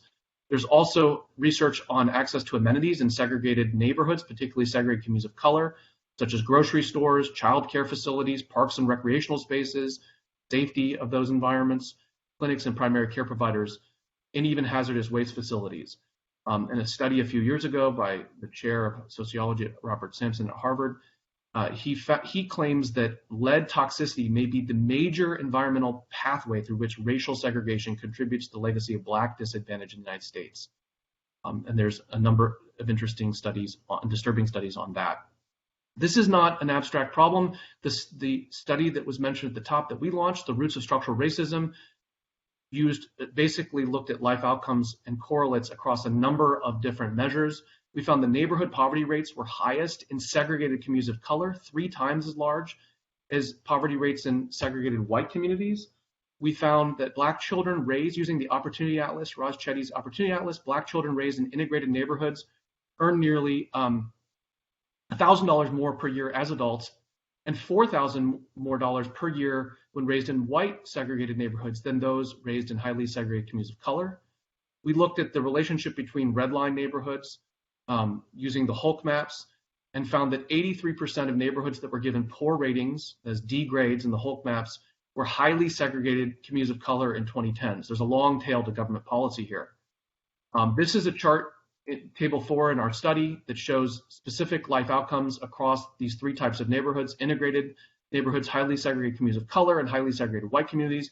You can see, for example, that median household income is twice as large in highly segregated white neighborhoods as in highly segregated communities of color. Same thing for home values and so on. Even life expectancy has differences. But one of the things I just want to point out is that these are structural features, not individual, because when we look at individuals, we find that they have different outcomes based on race, depending on the environment and the structural conditions of those neighborhoods.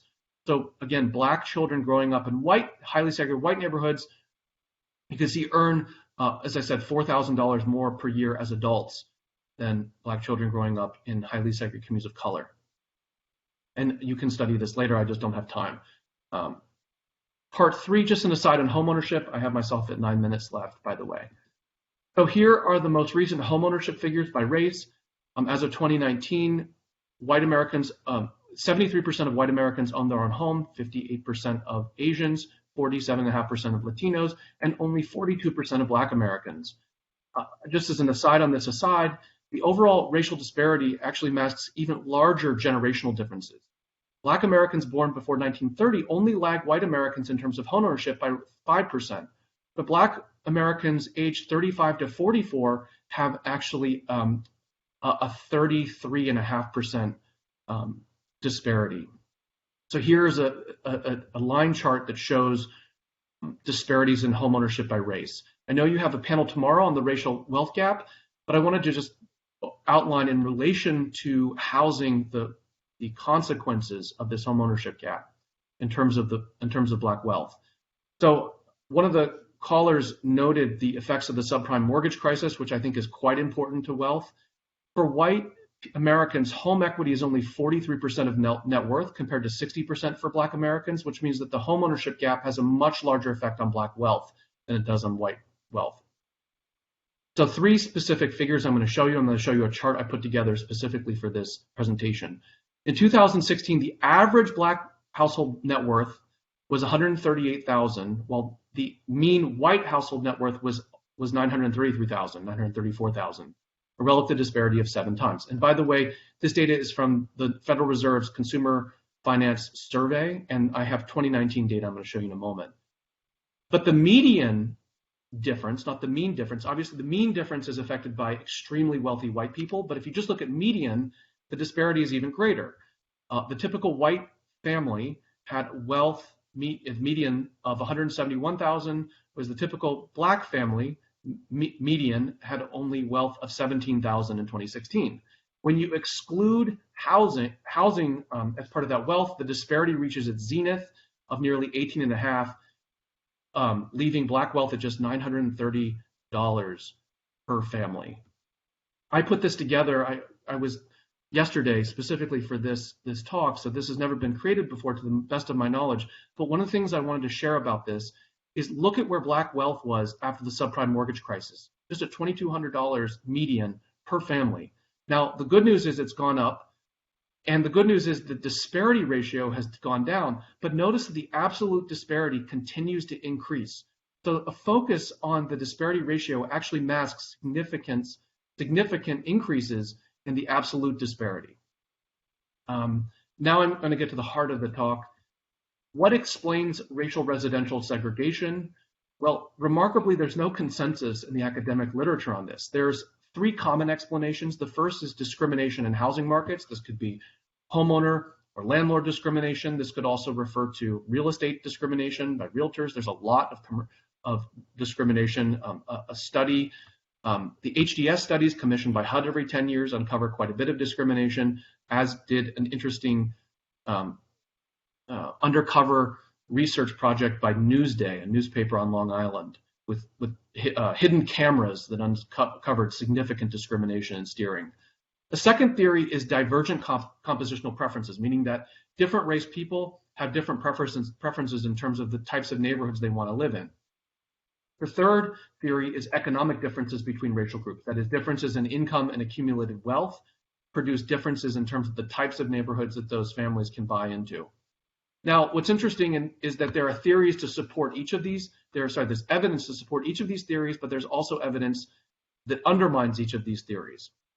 So, for example, although there may be differences in compositional preferences, survey data consistently finds that different race families prefer to live in more diverse neighborhoods than they currently do.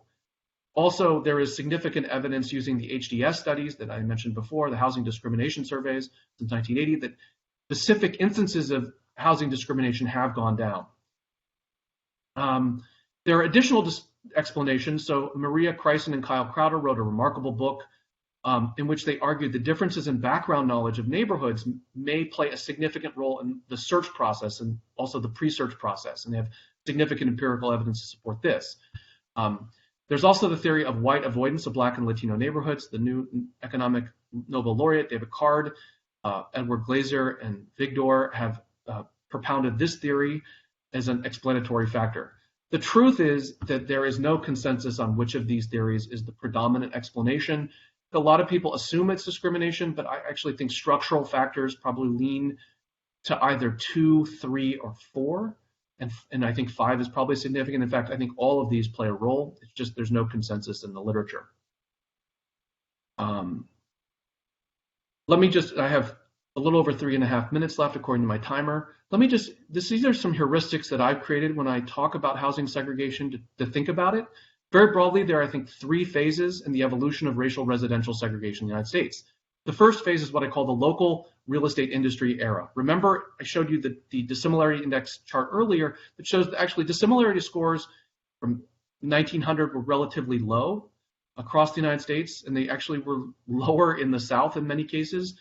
The primary driver here in 1900 and 1930 was actually local government and the local real estate industry and neighborhood associations pushing for restrictive deeds. These were deed provisions that prohibited individual sellers from selling to people of particular race, and eventually restrictive covenants, which played a much larger role in new subdivisions and developments that prohibited on a large-scale basis new developments, homes in those developments being sold to people of particular races or even religions, in many cases, including, for example, Jewish people or non-Christian people from buying homes. The second era is what I call the federal government era, extends and deepens. This is 1930 to 1970, and the primary mechanisms were segregated public housing and then, of course, redlining through the Homeowners Loan Corporation and the FHA. Now, there's a lot of debate here as to whether government caused or simply deepened or extended it. You can look up this literature between Richard Rothstein and Richard Walker, for example. I take the position the federal government came in and sort of extended and deepened what was happening at the local level, and as such spread it and deepened it across the United States. And then there's the third era, which is 1970, post-Fair Housing Act to the present. The primary mechanisms of sustaining and perpetuating racial residential segregation are sort of zoning and exclusionary land use power, municipal power, incorporation, fiscal policies, and the like. Down to a little minute and 45 seconds. Just to give you a little bit more information on this, there have been, in the last 10 years, some remarkable large-scale mapping projects, mapping racially restrictive covenants in about 10 cities. The 2 large ones that began were in Minneapolis and Seattle, and they've uncovered in both of those regions about 25 specific, proven, established instances of racially restrictive covenants across the region. Other regions' documentation projects are underway. It will be some time until we actually have great comprehensive data on racially restrictive covenants. We do have now digitized over 200 redlining maps. Those are available online, and they're actually also on the interactive mapping tool for our Roots of Structural Racism project. We have also done a number of zoning maps in the Bay Area and found, this is, by the way, our Roots of Structural Racism segregation map. There's strong correlation, as I mentioned, between segregation and these other features. Opportunity Atlas looks at this. This is the zoning map we created for the Bay Area. We found that when you account for every municipality, including those that are under 10,000 people, 85% of all residential land is zoned exclusively for single-family zoning, which excludes multifamily developments. And here's the correlation between single-family zoning and race. As you increase the percentage of single-family zoning, you go heavily white in the Bay Area, and the percentage black goes to 1%, and Latino collapses. So there's a strong correlation between racial residential segregation and zoning. I have 2 slides left, which I don't really have time to get into, so maybe I can address them in the Q&A on de jure and de facto. Oops. So I just have 2 slides on that. If you'd like to ask about that, I'd love to get to that. I'll stop there. Thank you. Okay, absolutely. Thank you, Dr. Menidian. Thank you for that expert testimony. We will now go to Mr. Smith, who will have 10 minutes to speak. And Mr. Smith, you may begin your personal testimony when you are ready. Thank you.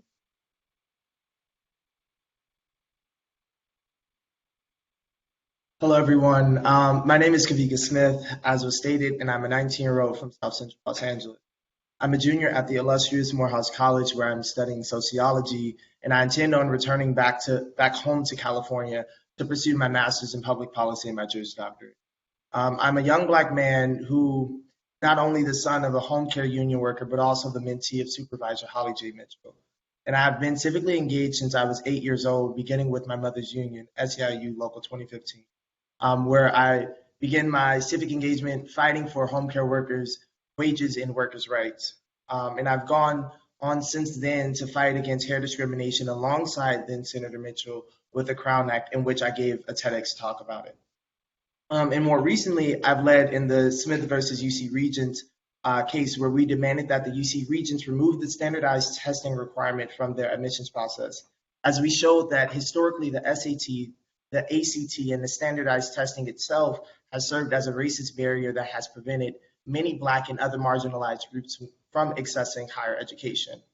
And I'm here today to detail 2 things: my experience with the SAT and my recommendations for educational reparation. As many of you know, Verbum Dei High School is a private Jesuit all-male high school located in Watts, where the majority of us are low income and all of us are of color, 70% being Latinx, 30% Black. Growing up, I was told that the SAT was going to determine whether I was going to go to college and which college I'd attend. And when I think back on the day that I ended up taking the SAT, I'm immediately met with this memory of feeling like I wasn't worthy or capable of being in a collegiate environment. And this singular test determined that I would not be eligible for scholarship opportunities despite my academic achievements and having been in need of financial support to afford college. And I can go on and on about the racist implications of this test, but we have heard it all before. Standardized testing is only a layer of the compounded ills that have for ages plagued America's educational system. And I was in my junior year when I decided to finally activate my faith and set out to systematically and systemically change the system, because I was, as in the words of my shero, Fannie Lou Hamer, sick and tired of being sick and tired. And I found myself, in this constant rage because people within my community felt disempowered, and those outside of my community didn't quite understand as to why I was doing what I was doing. And they thought that I was simply asking for a handout when I wasn't. But through it all, I knew that I was doing what was right and what was necessary. And what was right and necessary is that we made higher education accessible for all Black kids. And that I wanted to ensure that being the case by making the college admission process more accessible for Black people who have otherwise been ousted and have had to prove themselves time and time again. And we are currently witnessing the fruit of our labor in that less than a year after removing the testing requirements from the UC system, we have seen the most diverse class of students. And so as we're on this road towards reparation, or as we have this conversation about reparations, we must understand a few things. Reparation looks like, for me personally, reparation looks like universal pre-K for all Black students. We know that exposing youth early on to books, exposing them to education earlier on, heightens their likelihood, or puts them in a position to be better off later on in their life, better off in their educational journey. And so because education has been stripped from Black folks for so long, we must ensure that Black folks have access early on, as early as pre-K. We need to reinvest and begin to invest in freedom schools. And these schools have been looked down upon, but for me, I've experienced them. I have friends who have experienced freedom schools, and freedom schools is honestly a space and a place where we're able to be challenged in terms of social understanding, social knowledge, activism. We're able to engage one another in conversations about culture and engage in one another in terms of academics. And it's better. I've found it more of a safe haven, more of something that is culturally responsive, culturally understanding than my actual school. Another thing in terms of this conversation of reparations, I strongly believe that we need to revisit the property tax laws and the algorithms of how schools are funded. I have friends who went to a school in Los Angeles where they went without paper for 3 months, simply because the school was underfunded. But I also had colleagues who are schoolmates, folks that I worked with, that their school had extra funding and their school bought a fountain. And I can only imagine if that money was redirected into a Black school where they needed the money. What could that have meant for those Black students? And so I think we definitely need to revisit that and make sure that these property tax laws and school funding algorithms are more equitable, making sure that Black students are getting what they need. And another thing is funding Black students. And so that looks like not only getting us into the UCs, not only getting us into the collegiate environment, but making sure that we see ourselves through this, making sure that Black students have a whole wraparound team support system. Because I don't know how to explain it. You get us into the UC system and then drop us off there, and we no longer have access. We're not able to afford it. We're not able to have the access to psychiatrists or therapists. And so we need all of these resources. And ensuring these resources, that is a form of reparation for me, because for so long we have been denied the access to those things. And so we also need to recognize the cultural differences in schools. I have been privileged to attend schools where majority of my teachers were Black, but I have friends who they didn't have that privilege.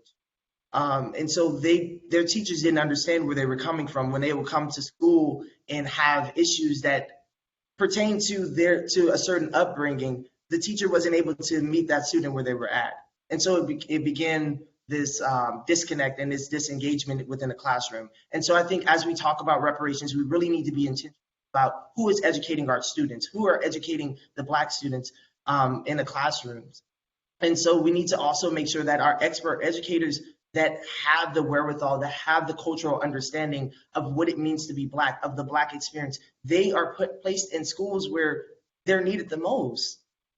And so I think that is the conversation that we need to have. We no longer can talk about or sit back and pontificate and talk about peeling back layers and actually not following through with that. For me, at this point, I believe that we must uproot this current system and do away with it. It has proven to be archaic. It has proven to be anti-Black. It has proven to be capitalist. It has shown its head through and through. And so now it's a matter of if and when we're ready, we must reimagine what it means to be free. We must reimagine what it means for reparation, or what it means to actually have reparations, to actualize that, and not to just sit there and pontificate. And with that, I thank you for allowing me this space and this time. Thank you. Thank you, Mr. Smith, for that incredibly moving personal testimony. We will now turn to Mr. Jackson. You have 10 minutes to speak, and you may begin your personal testimony when you are ready. Thank you, Commissioner Jackson. Thank you. Can y'all hear me? Yes, we can hear you. Appreciate y'all. Good morning. My name is Jacob Jackson. I'm with the Youth Justice Coalition, and my pronouns are he, him, his. Thank you so much to the DOJ Task Force and Camilla Moore for allowing me to speak today. All right. I felt like I've been tracked my entire life through elementary to high school. I was pushed out of Hyde Park Elementary School in the 3rd grade for being on the wrong side of the tracks when I lived 2 blocks away. I was also pushed out of my last high school and affected by the school to jail track due to a mild altercation with a teacher and interaction with school police. The school that I attended was Crenshaw High School. When I started going to Crenshaw High, my goals and mindset were aimed at going to school every day. My intentions was always to finish high school and pass all of my classes. I had to get at least a C or higher. I felt that it would be hard to get an A, but I would be successful and satisfied with a C or B. I started out in the beginning maintaining a good grade average and going to all my classes, meeting all my new teachers, and greeting them with all politeness and respect. I enjoy PE a lot, and I love going to my 7th period, which was graphic design. I walked around the campus trying to learn all my new classes, classroom for the new semester. Then I suddenly realized I was right next to the school police office. When 2 of the school police officers walk outside their office, they started staring at me and talking amongst themselves. It felt as if they were talking about me, profiling me, adding a label on me, which I didn't think I fit. I could see that they were prejudging me. For that time, I was going to Crenshaw High. I would always be at school and in class, completing as much work as possible. My 7th period and my PE class were 2 of my favorite classes. I love attending them. My 7th period was graphic design, and anything I had to do with computers always sparked my interest in doing work. 2 weeks passed and everything was going better. Then, unexpectedly, my 7th period teacher was switched out for a substitute teacher. While coming from my 6th period, which was history class, I was going to 7th period, and I would always be one of the first students in class. I always like to get ahead and finish my work early. The new substitute teacher had just started, and he didn't know everybody on the attendance sheet. He said this class wasn't the class I was supposed to be in. I told him continuously this was my class, and that he could even call the principal or the front desk to solve the matter. So I went to the desk to use computer and go online and create some design. Just then, he tried to pull me away from the computer. I said, as he was doing that, I told him to stop touching me, and I barely grazed his skin, pushing him back just a step. He instantly started to threaten me. His first words were, "I can have you in jail right now. You could be arrested for hitting me." Rarely, he told me I used to be a WWE wrestler, and if we were in the ring, I would take you out. I told him that I barely grazed him and that he was over exaggerating what I did, but he wasn't justified in putting his hands on me first. I began to tell him it was all right, that I had learned my lesson. I also apologized for what I did. So he let me stay in class to do my work, but it seemed like it wasn't enough for him, and that he wasn't satisfied. The next day, I was ecstatic to go to school to finish work, and I missed one of my English classes while I was waiting in the lunch line. The school police approached me and they asked me, "Are you Jacob Jackson?" I told them, "Yes, I am." They said I had to come with them. They didn't tell me what was going on until they put me in a room and told me to wait. The teacher came next saying, uh, my bad. The teacher came next saying I could press charges on you. You can see how being in juvenile will feel. He kept on saying that he used to be a pro wrestler, and if he was in the ring, he would easily take me down. The officers checked me first and put me in the cuffs for the moment. Their favorite line was that if he pressed charges, you're going straight to jail. I told him that I didn't mean to touch him. I already apologized for my mistake. They told me I'd be doing merely years for just touching him. And after it was finished, they told me that they would always be watching me. They said, "You're just like everybody else at the school," in a negative way.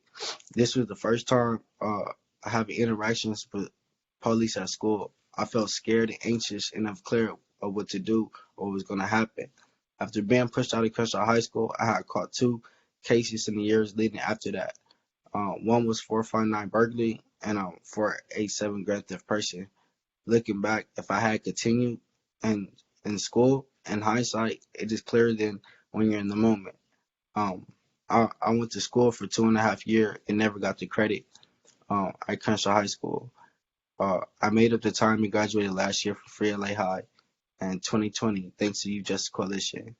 And my hopes and dreams for myself is to go to college and be able to have the opportunity to explore life from there. The U.S. government, after World War II, bought white people houses to go to college for free, but not black people. My brother didn't get the chance to see 21, and I'm only 20 years old. I would love to see my friends and family have a chance to grow up and take charge in their dreams and community that's not overrun with cops, drugs, has no real mental health support, bring back the arts and culture to the communities, parks and recreation centers, and robust holistic youth departments with community and youth engagement. I just wanted to say that my mom has lived and grew up in LA since she was 2. Life wasn't easy for her. It was stressful for her to find work and hard to manage money to get a house as a single mother. My mom has lived in the Crenshaw district with my sister and late brother for over 40 years, since 1980, because anywhere else was hard to pay rent. She told me, and I quote, how are they going to pay higher rent? A lot of people are too proud to get on welfare. When you do get on welfare, they cut half your check until you don't need it anymore. In order to get housing, you got to be close to homeless or homeless. In 1992, she moved to where we currently live. My sister, her husband, was my brother's role model around this time. My brother-in-law went to prison, and my brother was left with less guidance. By 1994, my brother was shot and killed by LA County Sheriff deputy and bled out due to the officers on scene not calling ambulances. My mom had a lot of stress and was very hypervigilant with me and my brother's safety. My mom has struggled all her life to pay the rent after my brother died and has not received any support, and we would love to keep building our life. In 2001, I was adopted from an abusive family. I've always had a discomfort towards cops due to my brother being shot and killed in 1994 by LA County Sheriff deputies. They let him bleed out as no ambulances were called. My brother was 20 when he died. Police contact is also the reason why I was pushed out of high school. And then I made these mistakes because I was out of school and the lack of resources in the community that I have left the community are out of reach for me. If schools were more accessible and more accountable for Black students, it would have been more easier for me to navigate. What I want to see for myself is someone held accountable for my brother, properly investigated and to sue them. My mother was grieving for the loss of her son, who didn't have the money, and there was hidden information. I would like the process to be easier to hold people to their accountability. What I wish their school provided for me when I was there was real counselors, after school programs, real nurses, Black people history, peace building, and TJ practice, and etc. More. And having these experiences make me question why the police at school, why are there police at school? Why the California government doesn't have resources to help low-income communities like mine? Why is it when I walk communities, I see liquor stores broke down, cars, always construction repaired on messed up streets, no fresh food markets, the same junk food every day? How can you be 18 and smoke a cigarette, 17 and join the army, but California has no minimum age for sending children to juvie? We've been put in the ghetto, and when I visit other cities or even just Hollywood, it's different outlets, stores, malls, decent roads, and everything clean from head to toe. These are things that happened to me and my family. While my experience was bad, it is not unique. I feel the reason we need reparation is because y'all systematically did this to Black people. My cousin, my friends, my cousins, my friends, and people I've considered family, and my birth mom has been generally affected and has caused a lot in all our lives. That's it. Thank you so much, Mr. Jackson, for that moving personal testimony. We really appreciate it. At this time, we will go to Dr. Rucker Johnson, who will have 20 minutes to speak, and then we will turn it to the task force for comments and questions to the rest of the panelists. So Dr. Rucker Johnson, you now have the floor, and you may begin your testimony when you are ready. Thank you. Thank you so much. Can you see my screen and hear me? And yes. The slides, yes? Yes, both. Thank you. It's a real honor to be before you. I want to thank the task force for their work. I want to thank my fellow panelists for sharing their moving remarks.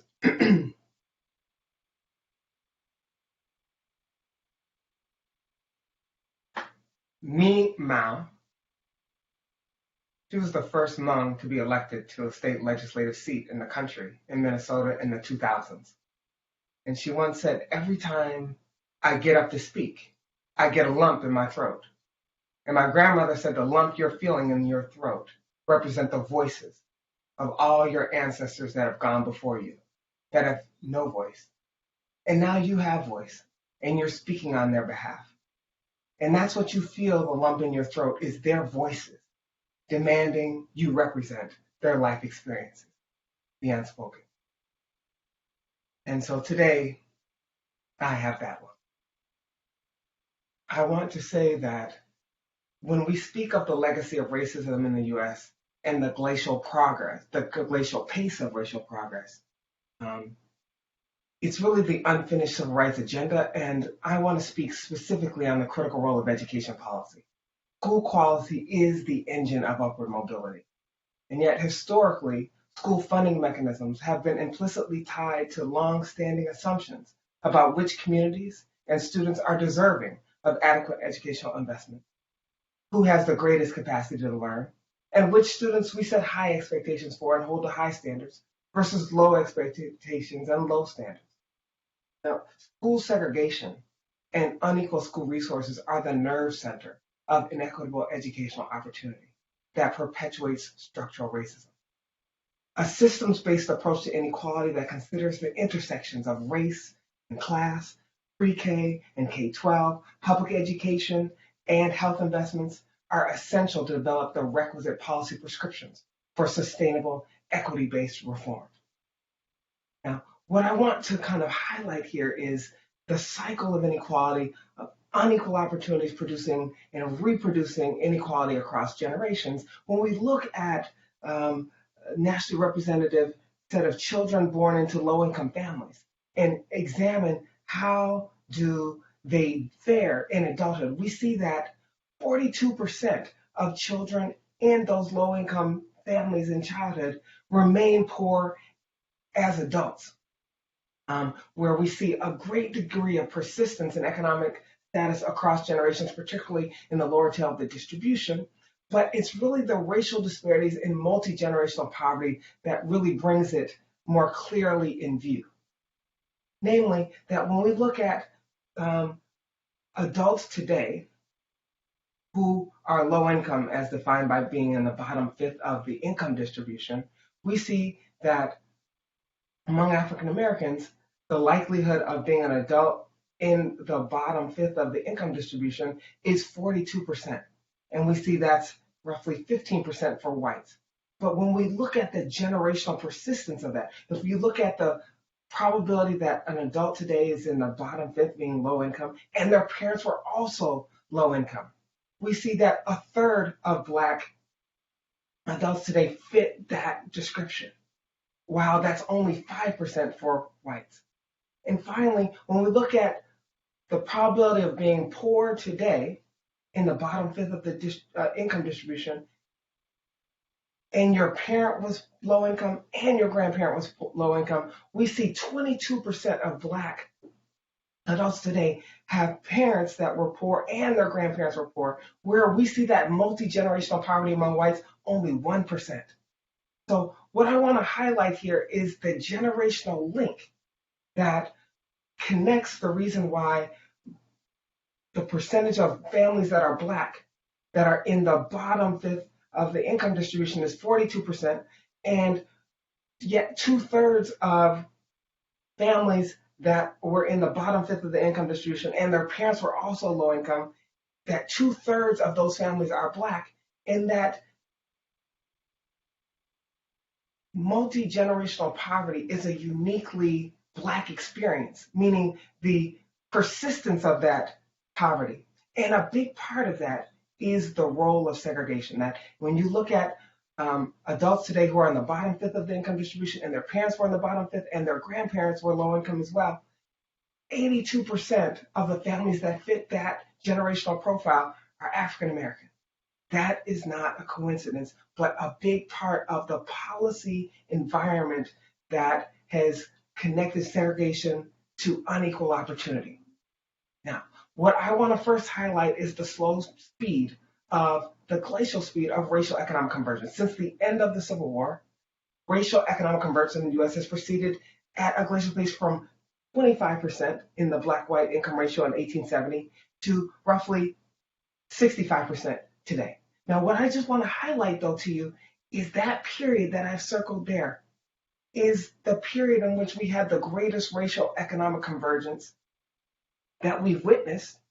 And that period is precisely the period that overlaps cohorts that were exposed to significant efforts in integration.